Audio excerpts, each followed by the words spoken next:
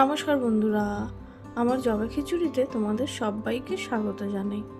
বন্ধুরা, আজ আমি তোমাদের সঙ্গে তরকার রেসিপি শেয়ার করব, তাও আবার দোকানের মতো করে। বাড়িতে বসেই কিভাবে দোকানের মতো তরকা বানানো যায় সেটাই আমি তোমাদের সঙ্গে শেয়ার করার চেষ্টা করেছি। প্লেন তরকা ও এগ তরকা দুভাবেই দেখিয়েছি। তাহলে চলো কিভাবে তরকাটা বানাচ্ছি দেখে নাও।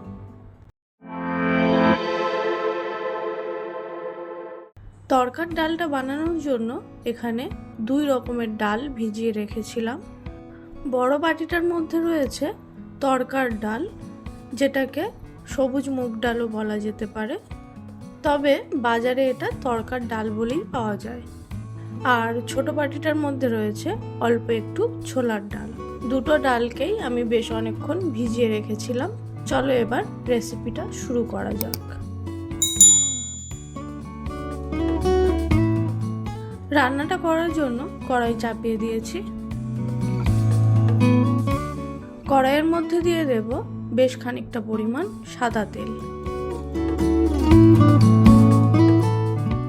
তেল গরম হলে ওর মধ্যে দিয়ে দেব ছোট ছোট করে কুচিয়ে রাখা পেঁয়াজ। পেঁয়াজটাকে হালকা ভেজে নেব। পেঁয়াজটা যখন এরকম হালকা নরম হয়ে আসবে তখন ওর মধ্যে দিয়ে দেব রসুন কুচি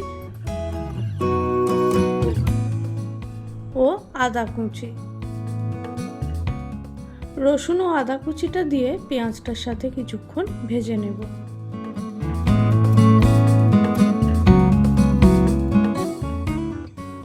দেখো, রসুন আদা পেঁয়াজ সবকিছু বেশ সুন্দর ভাজা ভাজা হয়ে গেছে। এখন এর মধ্যে দিয়ে দেব কাঁচা লঙ্কা কুচি, পরিমাণ মতো নুন, হলুদ গুঁড়ো, লঙ্কা গুঁড়ো, ধনে গুঁড়ো ও জিরের গুঁড়ো। গুঁড়ো মশলাগুলোকে দেওয়ার পর একবার নাড়িয়ে চাড়িয়ে নেব। এবার এর মধ্যে সামান্য একটু জল দিয়ে দেব। জলটা দেওয়ার পর আবারও মশলাটাকে বেশ কিছুক্ষণ কষিয়ে নেব।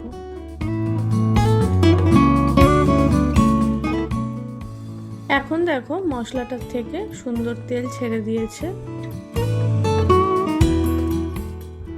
এবার এর মধ্যে ভিজিয়ে রাখা ডালগুলোকে তুলে দেব।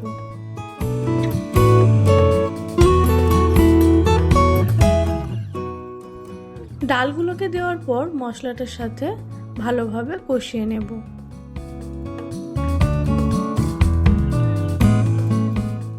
ডালটাকে অনেকক্ষণ কষিয়ে নিয়েছি। এখন এর মধ্যে দিয়ে দেব পরিমাণ মতো জল।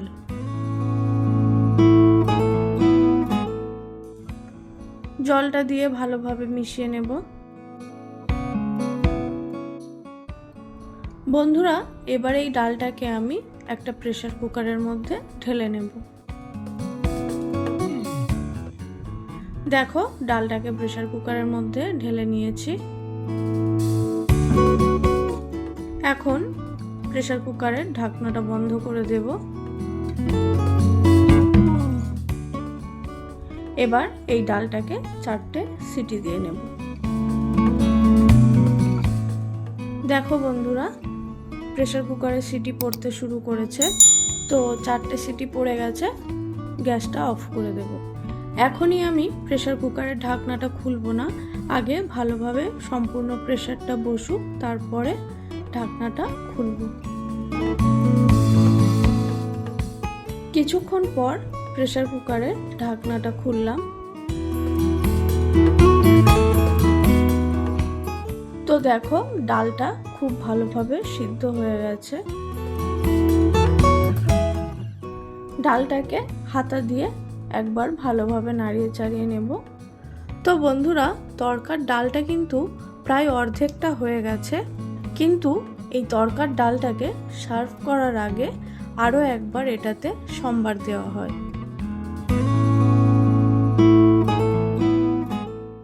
তার জন্য কি করব, আবারও গ্যাসে কড়াই চাপিয়ে দেব। কড়াইয়ের মধ্যে দিয়ে দেব সাদা তেল।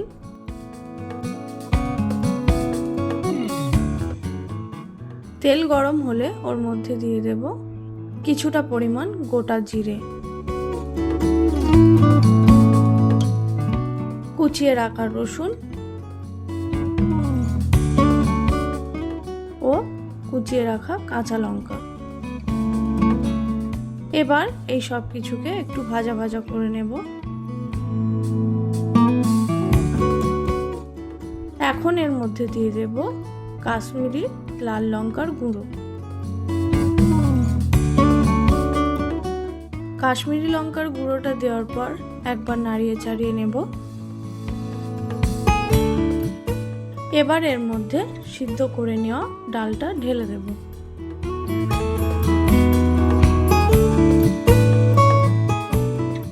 ডালটাকে দেওয়ার পর খুব ভালোভাবে নাড়িয়ে চাড়িয়ে নেব।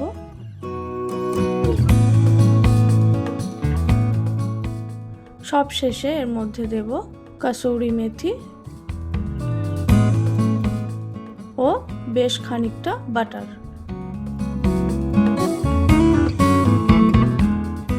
কাসুরি মেথি ও বাটারটা দিয়ে ভালোভাবে মিশিয়ে নিলেই কিন্তু রেডি প্লেন তড়কা।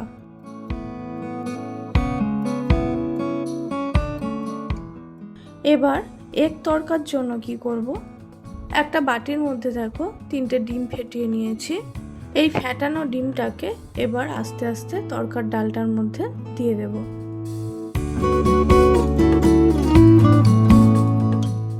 ডিমটাকে দেওয়ার পর এইভাবে হালকা হাতে নাড়ালে দেখবে ডিমটা ঝুড়ি ঝুড়ি মতো হচ্ছে। বন্ধুরা, এক তড়কার জন্য কিন্তু ডিমটাকে আলাদা করে ভাজার প্রয়োজন পড়ে না, এইভাবেই ডিমটাকে দিয়ে দেওয়া হয়। তো আমার এক তড়কাটাও একদম রেডি হয়ে গেছে। চলো এবার এই তড়কার ডালটাকে একটা পাত্রে সার্ভ করে নিই। তাহলে বন্ধুরা, তোমরা দেখে নিলে কিভাবে বাড়িতেই দোকানের মতো করে তড়কা বানিয়ে নেওয়া যায়। এটা রাত্রিবেলা রুটি বা পরোটার সাথে গরম গরম খেতে জাস্ট অসাধারণ লাগে। তোমরাও বাড়িতে অবশ্যই এইভাবে একবার তড়কা বানিয়ে দেখো, আশা করছি তোমাদের ভালো লাগবে। আমার আজকের এই রেসিপি তোমাদের কেমন লাগলো অবশ্যই কমেন্ট করে জানিও। আর আমার ভিডিওগুলো যদি তোমাদের ভালো লাগে তাহলে একটা লাইক করে দিও ও আমার চ্যানেলটিকে সাবস্ক্রাইব করে দিও। আজকের মতো এই পর্যন্তই রাখছি, দেখা হচ্ছে পরের কোনো এক ভিডিওতে। ততক্ষণের জন্য টাটা।